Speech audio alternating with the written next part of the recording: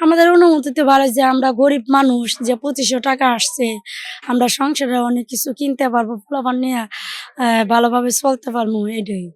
কিন্তু সরকার যে কথা দিয়ে কথা রাখছে, এটাই। অনেক সরকার আসছে গেছে, কোনো সময় যে অনেকে আইডি কার্ড নিছে, বলছে আমরা এটা দেবে হেঁটে দিবি, কই আমরা কিছু পাইনি।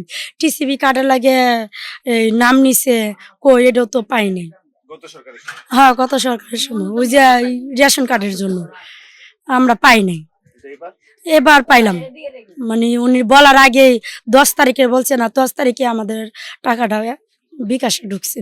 হ্যাঁ, তাদের আমরা ধন্যবাদ। আমরা গরিব মানুষ যে ভালোভাবে চলতে পারি। প্রধানমন্ত্রীরে কি বলবো যে আমরা গরিবের দিকে একটু দেখতো, যে আমরা যে ছেলে মেয়ে নিয়ে চলতে পারি না, ছেলে মেয়েদের একটা ব্যবস্থা করে দিলে পড়াশোনা। হ্যাঁ, তো ওনাকে ধন্যবাদ। যে আরেকটু ভালো হয় যে ছেলে মেয়েদের যে ব্রাক স্কুলগুলো আসলো, এটি দিলে একটু ভালো হয়।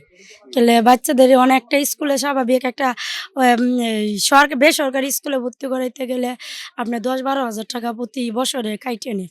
এরপর আপনার 700-800-1000 টাকা আপনার বেতন দিতে হয়। এবার প্রাইভেট খরচ, চালানি জানে, অটো চালায়া কি চালানি যায়, এবার আমরাও তো কিছু করতে পারি না। দিয়ে আমরাও যদি একটু কাজকর্ম করতে পারতাম, তা আমাদের পোলাপানটা একটু সুস্থভাবে জীবনযাপন করতে পারতাম।